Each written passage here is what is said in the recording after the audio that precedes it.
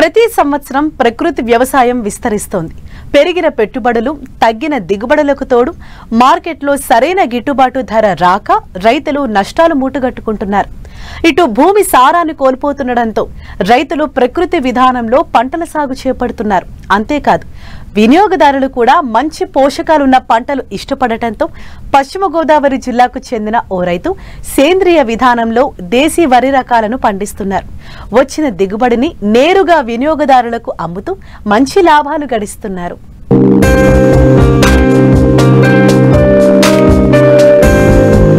మారుతున్న పరిస్థితులకు అనుగుణంగా ఆహారపు అలవాట్లు కూడా మారిపోతున్నాయి.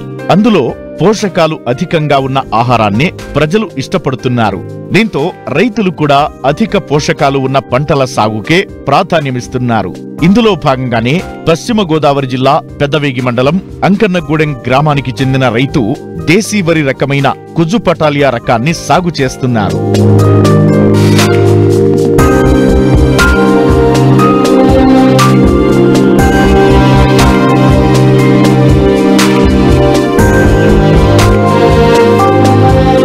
ఇదిగో ఇక్కడ కనిపిస్తున్న వరి పైరును చూడండి. ఈ దేశీ వరి రకం కుజు పటాలియా. అయితే అందరిలాగే ఈ రైతు కూడా అధిక దిగుబడుల కోసం అధిక మోతాదులో ఎరువులు, పురుగు మందులను వాడేవారు. రాను రాను నేల సారాన్ని కోల్పోయి పెట్టుబడులు పెరుగుతూ దిగుబడులు తగ్గుతూ వచ్చాయి. దీంతో 8 ఏళ్లుగా ప్రకృతి వ్యవసాయం చేయడం ప్రారంభించారు. 2 ఏళ్లుగా దేశీ వరి రకాలను సాగు చేస్తున్నారు. ప్రస్తుతం రబీలో కుజు పటాలియా రకాన్ని సాగు చేస్తున్నారు. మరో 10 రోజుల్లో కోత కోయనున్నారు. ఈ వరి పంట సాగు చేయడం జరిగింది. ఇది ఎలా అంటే మన రైతు సాధికార సంస్థ చైర్మన్ గారైన విజయ్ కుమార్ గారు, మా జిల్లాలో జిల్లాధికారి అయిన ప్రకృతి వ్యవసాయ విభాగం అధికారి అయిన తాతారా గారు సూచనల మేరకు మాకు ఇప్పుడు రైతులందరూ కూడా వరి పంట సాగు చేస్తూ ఉన్నారు. దాని విధానంలో అందరూ వాడే విత్తనాలన్నీ కూడా హైబ్రిడ్ వెరైటీస్. ఇది మనుషుల యొక్క ఆరోగ్యరీత్యా మేము ఏం ఆలోచించామంటే మాకు మా తాతారా గారి ఆదేశాల మేరకు ఈ దేశవాళీ విత్తనాలని వాటిలో అన్నింటిలో కూడా పోషకాల విలువలని ఎక్కువగా ఉంటాయి. అనువైన రకాలు మేము ఎంచుకోవడం జరిగింది. అంటే ఇందులో నల్ల రకాలు ఉంటాయి, తెల్ల రకాలు, ఎర్ర రకాలు. దేశవాళీ విత్తనాలు అనేవి మనకి పూర్వం నుంచి కూడా ఉన్న విత్తనాలు. తర్వాత దేశవాళీ హైబ్రిడ్ విత్తనాలు వచ్చినాయి. దాంట్లో మేము ఎన్నుకున్న విత్తనాల్లో మన ఖరీఫ్ సీజన్లోకి వచ్చేసరికి చింతలూరు సన్నాలు అనే వెరైటీ ఎంచుకున్నాను. తర్వాత మైసూరు మల్లిక అనే వెరైటీ కూడా ఎంచుకోవడం జరిగింది. తర్వాత రబీ సీజన్లో కుజీ పటాలి అనే వెరైటీని ఎంచుకోవడం జరిగింది. ఈ వెరైటీని ఎంచుకోవడం వల్ల ఇప్పుడు నాకు ఈ పంట ఇప్పుడు 110 రోజుల కాల వ్యవధిలో ఉంది. ఇప్పుడు దీన్ని తీసుకున్నట్టయితే 120 డేస్ మనకి 120 రోజుల్లో పంట కోతకు వస్తుంది. ఇప్పుడైతే 110 రోజుల్లో ఇంకో 10 రోజుల్లో మనకి ఇది పంట కోతకు వస్తుంది. దానిలో భాగంగా ఇప్పుడు మేము ఈ పంట విధానం మేము పూర్తిగా ప్రకృతి వ్యవసాయ పద్ధతిలోనే ఈ దేశవాళీ విత్తనాలను కుజీ పటాలి అనే వెరైటీని ఎంచుకోవడం జరిగింది. మేము ఇప్పుడు ఈ విత్తనాలను అయితే 20 కేజీల విత్తనాలు ఒక్కో కేజీ వచ్చేసి 80 రూపాయలకి తీసుకోవడం జరిగింది. ఈ తీసుకొచ్చిన తర్వాత సెంటున్నరలో విత్తనాలని విత్తన శుద్ధి చేసి బీజామృతంతో విత్తన శుద్ధి చేసి మేము నారు పోయడం జరిగింది. నారు పోసిన తర్వాత దీనికి మన దమ్ములోనే మేము నారుమడి సిద్ధం చేసుకోవడానికి ఒక 50 కేజీలు ఘనజీవామృతం వేయడం జరిగింది. దాని తర్వాత సస్యరక్షణ చర్యలుగా ఆగ్నేయాస్త్రము, బ్రహ్మాస్త్రము, తర్వాత జీవామృతం అనేది పారించడం జరిగింది. ఆ నారుమడి మనకి 25 రోజులకి అందుబాటులోకి వచ్చింది. 25 రోజుల తర్వాత మేము అందరు రైతులు మామూలుగా నార్మల్ ప్యాడీ ఊడుస్తారు. కానీ మాకు ఏమైందంటే ఈ 1:1 పద్ధతి అంటే మొక్కకి ఒక అడుగు దూరం ఉండేలాగా నాట్లు వేయడం చెప్పడం జరిగింది. దాన్ని దృష్టిలో పెట్టుకుని మేము ఏం చేసామంటే ఎటు చూసినా అడుగు ఉండేలాగా నాట్లు వేయడం జరిగింది. నాట్లు వేయడం దీని కొరకంటే అలా వేయడం ఇప్పుడు మనం చీడపీడల్ని నివారించడానికి కానీ తద్వారా తర్వాత ఈ గాలి వెలుతురు ఎక్కువ అనేది మొక్కకి అందుతుంది. నాట్లు వేసేటప్పుడు నారు శుద్ధి చేసాం. నారు శుద్ధి ఎలా అంటే బీజామృతంతో నారు శుద్ధి చేసి మేము వేయడం జరిగింది 1:1 పద్ధతిలో. వేసిన తర్వాత దమ్ములో ఎకరానికి వచ్చేసి 200 కేజీల టైప్ 1 ఘనజీవామృతాన్ని దీంట్లో వేయడం జరిగింది. తర్వాత ప్రతి 15 రోజులకి కూడా మేము ఏం చేసామంటే జీవామృతం ఒకటే కాకుండా జీవామృతంతో పాటుగా ఫిష్ అమినో యాసిడ్, చేప బెల్లం ద్రావణం, తర్వాత కోడిగుడ్డు నిమ్మరసం, పంచగవ్య, జీవామృతం, గోకృపామృతం అన్నీ కూడా ఒక డ్రమ్ములో పోసిన తర్వాత దాంట్లో 200 లీటర్ల డ్రమ్ములో మేము ఇవన్నీ కూడా వేసిన తర్వాత 2 కేజీల బెల్లం వేస్తాము. అది వారం రోజులకు తయారవుద్ది.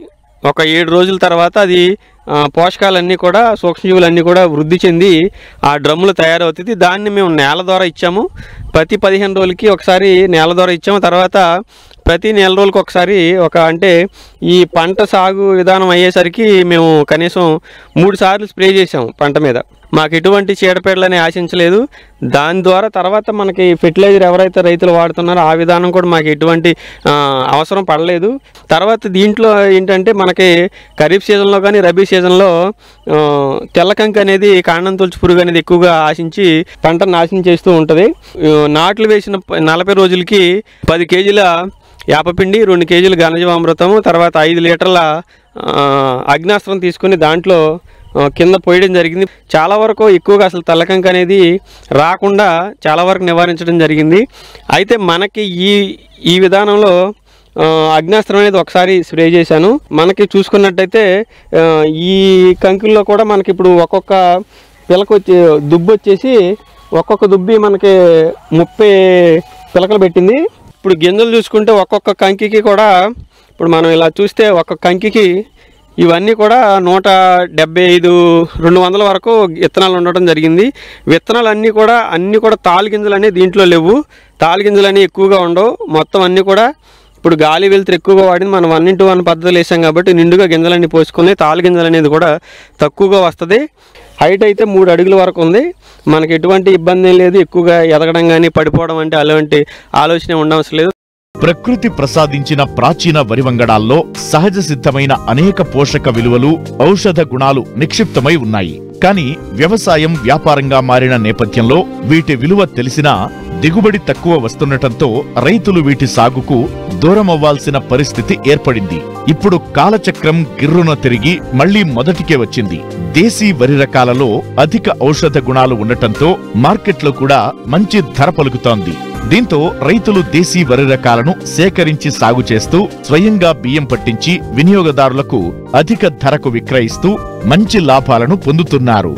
తర్వాత మేము దీన్ని ఎందుకు సెలెక్ట్ చేసుకున్నామంటే మనుషుల్లో వచ్చే మామూలుగా నరాల బలహీనత కానీ సైయాటికా అనేది కొంతమందికి ఉంటుంది, అదొకటి. తర్వాత కాల్షియం అనేది విటమిన్లు అనేవి ఎక్కువగా ఉంటాయి కాబట్టి, పోషకాలు ఎక్కువగా ఉంటాయి కాబట్టి దీన్ని తీసుకోవడం జరిగింది.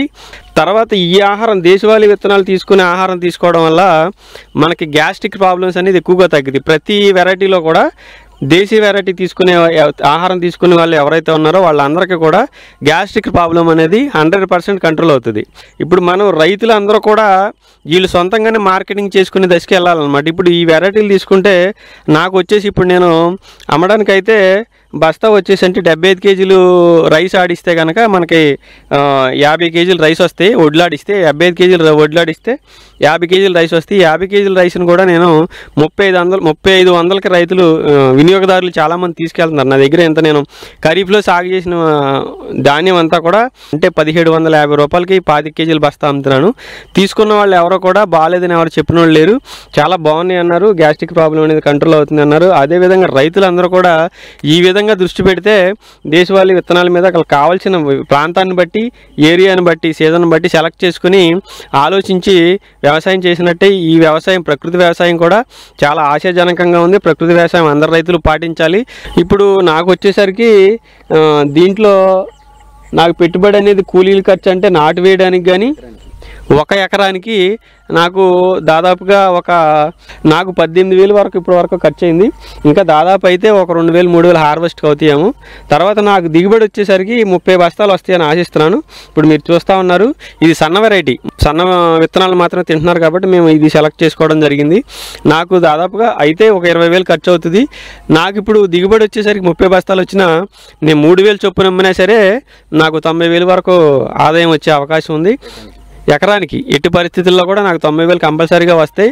ఈ విధంగా రైతులందరూ ఒకసారి ఆలోచించి మన రసాయన వ్యవసాయాన్ని వదిలేసి ప్రకృతి వ్యవసాయంలో అందరికీ ఉపయోగపడేలాగా పోషకాలున్న ఆహారం రైతులందరికీ ఉపయోగించేలాగా, రైతులు తీసుకునేలాగా, వాళ్ళు తింటూ మిగిలిన సమాజానికి కూడా ఇలాంటి ఆహారాన్ని అందించాలనే ఉద్దేశంతో ఈ ప్రకృతి వ్యవసాయాన్ని దేశవాళీ విత్తనాలను మేము సాగు చేయడం జరుగుతుంది.